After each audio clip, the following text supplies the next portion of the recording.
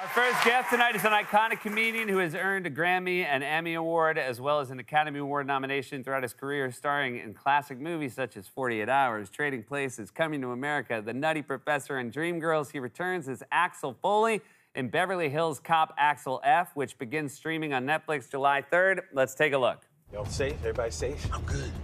There's no seatbelt in the middle. Seatbelt. We on the edge. We're gonna need some backup.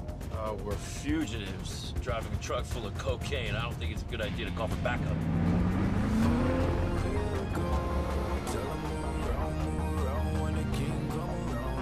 What are you doing?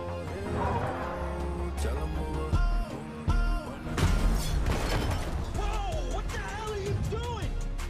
Getting us some backup. God, I missed you, Axel.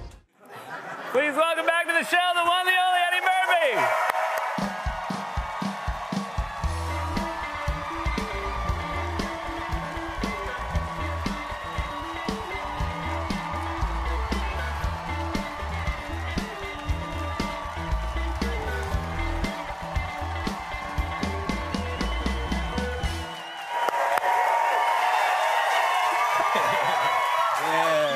I'm so happy to have you here. Yeah, good to be here. I've been, this is your first time on the show was via Zoom. It was during the pandemic. Yes, we couldn't interact for real because No. COVID was going around. But I wanted to credit you because, of course, everybody was doing interviews via Zoom during COVID, but you were the only one who had candles behind you. And Oh, yeah, it is smoothed out. That's in a little lounge downstairs, and my wife was like, oh, put some stuff to make it look nice. it was very nice. The effort was appreciated. And you know what's funny? What show was it? The show that Trevor Noah used to do. Yeah, The Daily Show? Yeah, they had an interview, and their mic was open before, and I heard the guy go, I don't know where he's at. It looks like it's a funeral.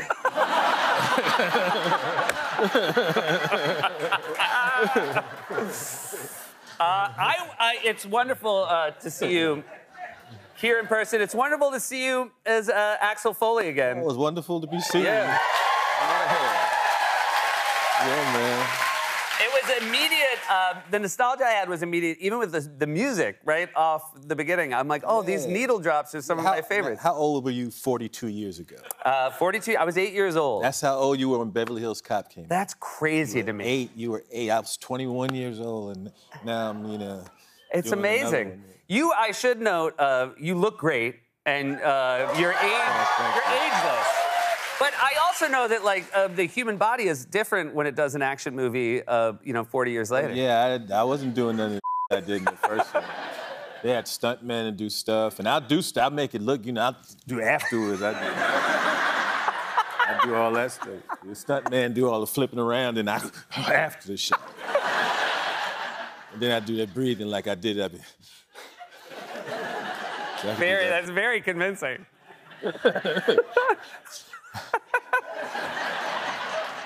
I heard you do an interview once where you said the only actor you ever stole anything from was Bruce Lee. The only person I ever tried to emulate as an actor was Bruce Lee. Because Bruce Lee, when I first had to do an action scene in 48 Hours, and I was walking through this alley, and I had a gun out, and I'd never had no reference for how you walk around looking for somebody with a gun. So I just started doing my Bruce Lee impression. So I'm walking through the hall, and doing all my looks around, doing Bruce Lee. And because I looked nothing like Bruce Lee, nobody knew I was doing Bruce Lee. So it was like, wow, he's intense. And it was like, I'm doing Bruce Lee. And to this day, if I pull a gun out, I'm doing Bruce Lee. There's a lot, it's really wonderful as well. There's a lot of the original cast. Yeah, we got everybody that was alive. We got them back in. I was very happy. Kevin Bacon is in the film, and I was happy to see him. I love Kevin Bacon. He's wonderful. He's wonderful. He is the perfect villain. One of the things that makes Beverly Hills Cop work, because the first 2 Beverly Hills Cops are really good, and the third one is a little soft. And it's because we didn't have a great villain. And now you got this great villain in Kevin Bacon. I don't know what it is about leading men when they do, villain roles that are great. He's like this great villain. He's also, it was nice for you to also put in, like, he's one of the few white men who has aged as well as you. And that means a lot to me. I was very happy. I was like, you know what? We deserve this. You're also, your daughter and your son-in-law have cameos in the film?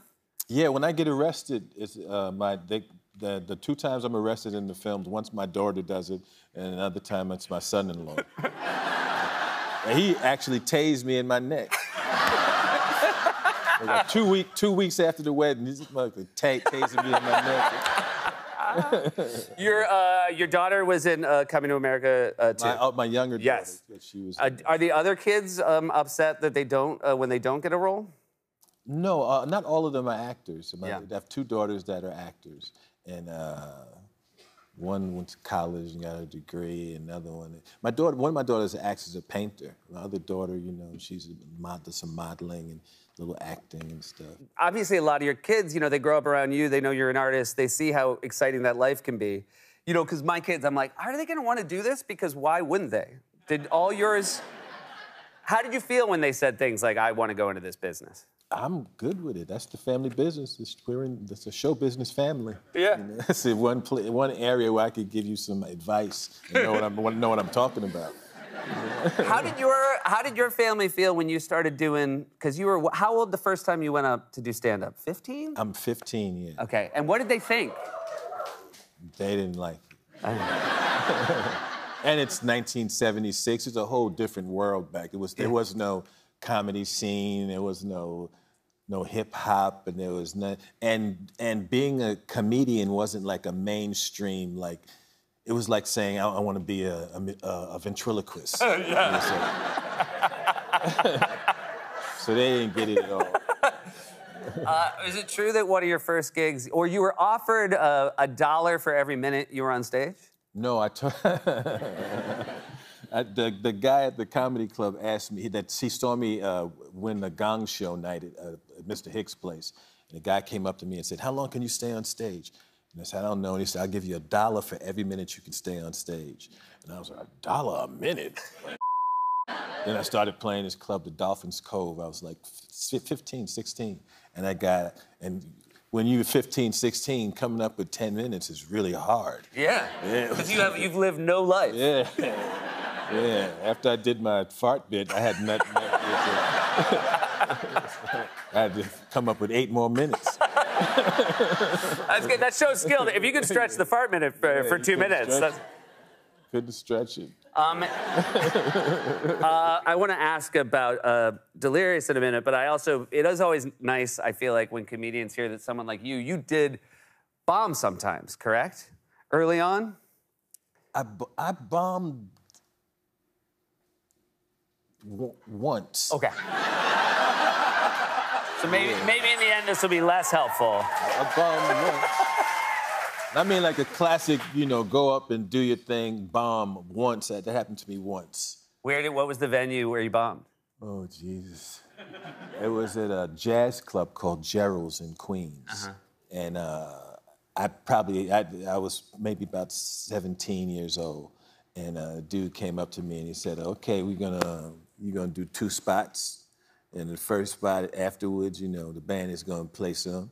And then you come back, you come back and do the second spot." I was, all right, cool. And there's no dressing room, you're just sitting in the room, and there's all these adults around. And I had on the suit, and I had like mascara in my little mustache, and sitting there trying to look like. So they say, "Okay, we're gonna slow everything down and bring on that comedian." And I came up and I did my act, and I was horrible. And I was going so bad that I started racing through it, and I did everything, trying to get it. So I did my whole act. And it was like, okay, nobody laughed.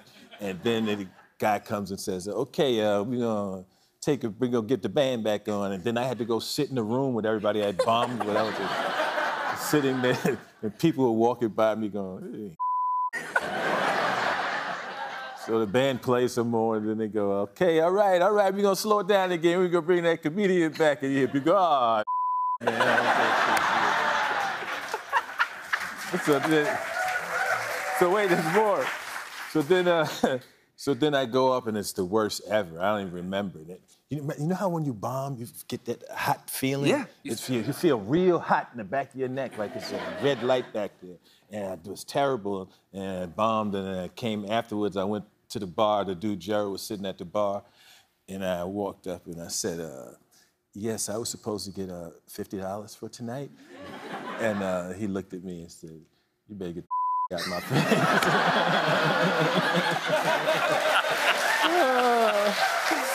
We'll be right back.